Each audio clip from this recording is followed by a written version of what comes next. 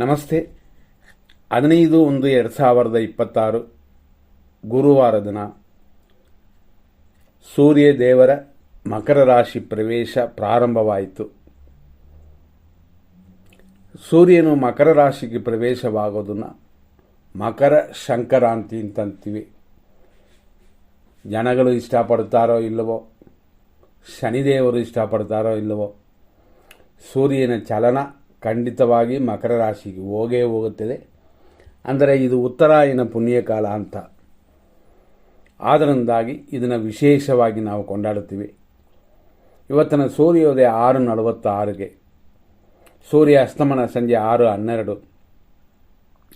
ವಿಶೇಷವಾಗಿ ಇರುವಂಥದ್ದು ಏನು ಅಂತಂದರೆ, ದ್ವಾದಶಿ ಅನ್ನುವ ತಿಥಿ ಇದೆ, ರಾತ್ರಿ 8:19ವರೆಗೂ. ಆನಂತರ ತ್ರಯೋದಶಿ. ಇವತ್ತಿನ ನಕ್ಷತ್ರ ಜ್ಯೇಷ್ಠ, ಬೆಳಗ್ಗೆಯಿಂದ ರಾತ್ರಿ ಅಂದರೆ ಬೆಳಗಿನ ಜಾವ 5:47ವರೆಗೂ, ಅಂದರೆ ಬ್ರಹ್ಮ ಮುಹೂರ್ತದವರೆಗೂ ಇದೆ. ಆ ನಕ್ಷತ್ರ ಮೂಲ ನಕ್ಷತ್ರ ಸ್ಟಾರ್ಟ್ ಆಗುತ್ತದೆ. ಅಂದರೆ ಈ ಮುಗಿದ ಮೇಲೆ, ಜ್ಯೇಷ್ಠ ಮುಗಿದ ಮೇಲೆ ಮೂಲ ನಕ್ಷತ್ರ. ಈ ಮೂಲ ನಕ್ಷತ್ರ ಬರುವ ದಿನ ಶುಭವಾಗಿರುತ್ತದ ಅಂತ ಅನ್ನೋ ಕೆಲವು ವಿಷಯಗಳನ್ನ ನೋಡ್ತೀವಿ. ಇವತ್ತಿನ ದಿನಕ್ಕೆ ಖಂಡಿತವಾಗಿಯೂ ಈ ಯೋಗಗಳೆಲ್ಲ ಕೂಡಿ ಬಂದಿರುವಂಥದ್ದು. ಈ ನಕ್ಷತ್ರ ಅಂದರೆ ಜ್ಯೇಷ್ಠ ನಕ್ಷತ್ರ ಅಂದರೆ ಮೊದಲನೇ ನಕ್ಷತ್ರ ಇರುವವರೆಗೂ ಮೃತ್ಯು ಇದೆ, ಆದ್ದರಿಂದ ಶುಭವಾಗಿಲ್ಲ. ಆಮೇಲೆ ಮೂಲ ನಕ್ಷತ್ರವೂ ಕೂಡ ಅಶುಭವಾಗಿದೆ. ಹಂಗಾಗಿ ಸೂರ್ಯ ಮತ್ತು ಶುಕ್ರ ಶಾಂತಿನ ಮಾಡಿ, ಸೂರ್ಯ ಶುಕ್ರ ಶಾಂತಿ ಮಾಡೋದರಿಂದ ದಾಂಪತ್ಯದಲ್ಲಿರುವಂಥ ಕೆಲವು ದೋಷಗಳು ದೂರವಾಗುತ್ತದೆ. ತಂದೆಯವರಿಗಿರುವ ಕೆಲವು ಕಾಯಿಲೆಗಳು ಕಡಿಮೆ ಆಗುತ್ತದೆ. ಅಂದರೆ ಪೂರ್ತಿ ಹೋಗುತ್ತೆ ಅಂತಲ್ಲ, ತಂದೆ ಮಗನಲ್ಲಿರುವ ಭಿನ್ನಾಭಿಪ್ರಾಯಗಳು ಕಡಿಮೆ ಆಗುತ್ತದೆ. ಇದೆಲ್ಲ ಗಮನದಲ್ಲಿಟ್ಕೊಳ್ಳಿ. ಇದರಲ್ಲಿ ನಕ್ಷತ್ರ ಪಾದಗಳು ಕೂಡ ಬರುತ್ತದೆ. ಜ್ಯೇಷ್ಠ ನಕ್ಷತ್ರ ಇರುವವರೆಗೂ ಅದು ರಾಶಿ ಅಂತಂದರೆ ಭಿನ್ನ ರಾಶಿ. ಆನಂತರ ಮೂಲ ನಕ್ಷತ್ರ ಬಂದ ಮೇಲೆ ರಾಶಿ ಬದಲಾಗುತ್ತದೆ. ಇದನ್ನು ಸರಿಯಾಗಿ ಮನಸ್ಸಲ್ಲಿ ಇಟ್ಕೋಬೇಕು. ಯಾಕೆಂತಂದರೆ ಜ್ಯೇಷ್ಠ ನಕ್ಷತ್ರದಲ್ಲಿ ಇರುವ ಒಟ್ಟು 4 ಪಾದಗಳು. ಈ 4 ಪಾದಗಳಲ್ಲಿ ಮೊದಲನೇ ಪಾದ ಅಲ್ಲಿಂದ 4 ಪಾದಗಳವರೆಗೂ ಒಂದೇ ರಾಶಿನೇ.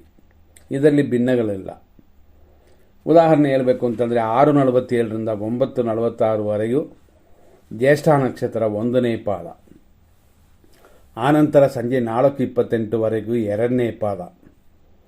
ಸಂಜೆ 4:28 ಮೇಲೆ ರಾತ್ರಿ 11:08ವರೆಗೂ 3ನೇ ಪಾದ ಜ್ಯೇಷ್ಠ ನಕ್ಷತ್ರ. ಆನಂತರ ಬೆಳಗಿನ ಜಾವ 5:47ವರೆಗೂ ಜ್ಯೇಷ್ಠ ನಕ್ಷತ್ರ 4ನೇ ಪಾದ. ಇಷ್ಟಕ್ಕೆ ಜ್ಯೇಷ್ಠ ನಕ್ಷತ್ರ ಮುಗೀತದೆ. ವೃಶ್ಚಿಕ ರಾಶಿಯನ್ನು ಮುಗೀತದೆ. ಇಲ್ಲಿಂದ ಬೇರೆ ನಕ್ಷತ್ರ ಅಂದರೆ ಮೂಲ ನಕ್ಷತ್ರ ಪ್ರಾರಂಭವಾಗಿ ಧನುಸು ರಾಶಿಯು ಪ್ರಾರಂಭವಾಗುತ್ತದೆ. ಹಾಗಾಗಿ ರಾಶಿ ಬದಲಾಗೋದು ಬೆಳಗಿನ ಜಾವದಲ್ಲಿ. ಇವತ್ತಿನ ಮಧ್ಯಾಹ್ನ 12:29. ಇವತ್ತಿನ ರಾಹುಕಾಲ ಮಧ್ಯಾಹ್ನ 1:55ರಿಂದ 3:21. ಯಮಕಂಡ ಕಾಲ ಬೆಳಗ್ಗೆನೇ ಬರುತ್ತದೆ 6:46ರಿಂದ 8:12. ಈ ರೀತಿಯಾದ ಈ ದಿನದಲ್ಲಿ ದಿಶಾಶೂಲ ಸೌತ್ ಅಂದರೆ ದಕ್ಷಿಣ ದಿಕ್ಕಲ್ಲಿರುತ್ತದೆ. ಈ ದಿಕ್ಕಲ್ಲಿ ಪ್ರಯಾಣ ಮಾಡುವವರು ಸ್ವಲ್ಪ ಗಮನ ಕೊಡಿ. ಅದೇ ಸಮಯದಲ್ಲಿ 100% ಶುಭ ಸಮಯವನ್ನು ನೋಡೋಣ. ಏನೇ ದಿನ ಕೆಟ್ಟೋದಾದರೂ, ಯಾಕೆ ಕೆಟ್ಟದು ಅಂತಂತೀವಿ, ಈ ದಿನದಲ್ಲಿ ಬಂದಿರುವ 2 ನಕ್ಷತ್ರವು ಅಂತಂದರೆ ಜ್ಯೇಷ್ಠ ಮತ್ತು ಮೂಲ ನಕ್ಷತ್ರ ಎರಡೂ ಅಪಾಯವನ್ನೇ ಕೊಡುತ್ತದೆ. ಜ್ಯೇಷ್ಠ ನಕ್ಷತ್ರ ಇರುವ ಬೆಳಗಿನ ಜಾವದವರೆಗೂ ಮೃತ್ಯು ಭಯ. ಆನಂತರ ಬರುವ ನಕ್ಷತ್ರ ಅಶುಭ. ಹಂಗಾಗಿ ಮುಹೂರ್ತ ಕಾರ್ಯಗಳಿಗೆ ದಾರಿ ಇಲ್ಲ. ಒಳ್ಳೆ ಕಾರ್ಯಗಳು ಮಾಡಿ, ಹಬ್ಬ ಮಾಡಿ ಎಚ್ಚರದಿಂದ ಎಲ್ಲರಿಗೂ ಒಳ್ಳೆಯದು ಮಾಡ್ಬೋದು, ಧರ್ಮ ಕಾರ್ಯಗಳನ್ನು ಮಾಡ್ಬೋದು. ಆದರೂ ಸೂರ್ಯ ಶುಕ್ರ ಶಾಂತಿ ಮಾಡಿಕೊಳ್ಳಿ. ಯಾಕೆಂದರೆ ಸೂರ್ಯನು ಉತ್ತರಾಯಣ ಪುಣ್ಯ ಕಾಲಕ್ಕೆ ಪ್ರವೇಶವಾಗಿದೆ. ಅಂದರೆ ಶನಿ ಮನೆಗೆ ಹೋಗಿದೆ. ಇನ್ನೂ ಸರಿಯಾಗಿ ಹೇಳಬೇಕು ಅಂದರೆ ಶನಿ ಮನೆ ತನ್ಮನೇನೆ. ಹಂಗಾಗಿ ಮಗನ ಮನೆಗೆ ಪ್ರವೇಶ ಆಗಿದೆ. ಇದೆಲ್ಲ ಗಮನಿಸಿ ಸೂರ್ಯನ ಶಾಂತಿ ಮಾಡ್ಬೋದು. ಅದನ್ನೇ ಸೂರ್ಯ ಪೊಂಗಲ್ ಅಂತ ಮಾಡ್ತಾರೆ.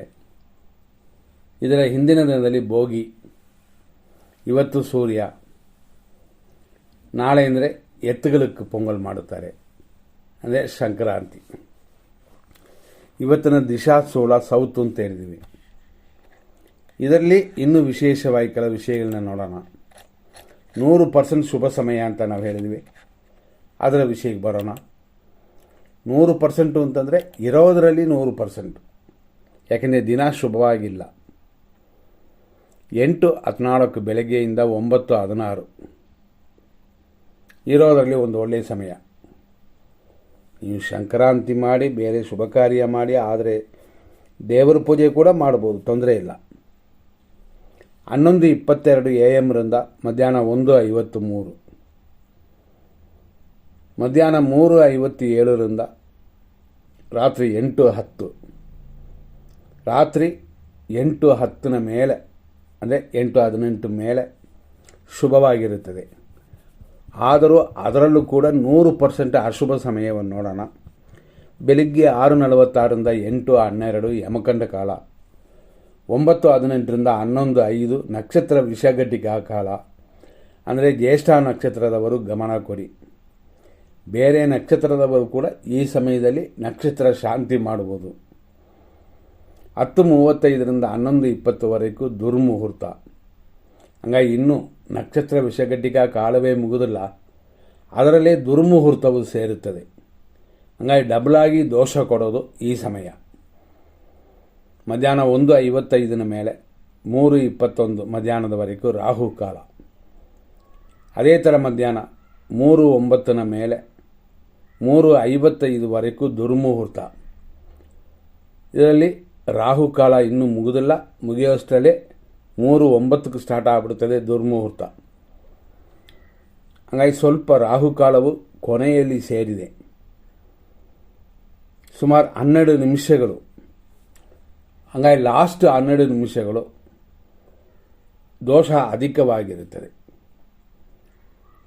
ಅದೇ ಥರ ಬೆಳಿಗ್ಗೆ 8:12 ಮೇಲೆ 8:16 ಮೃತ್ಯು ಪಂಚಕ, ಮರಣಕಾಲ ಸಮಯ ಅಂತ ಇದನ್ನು ಅಂತೀವಿ.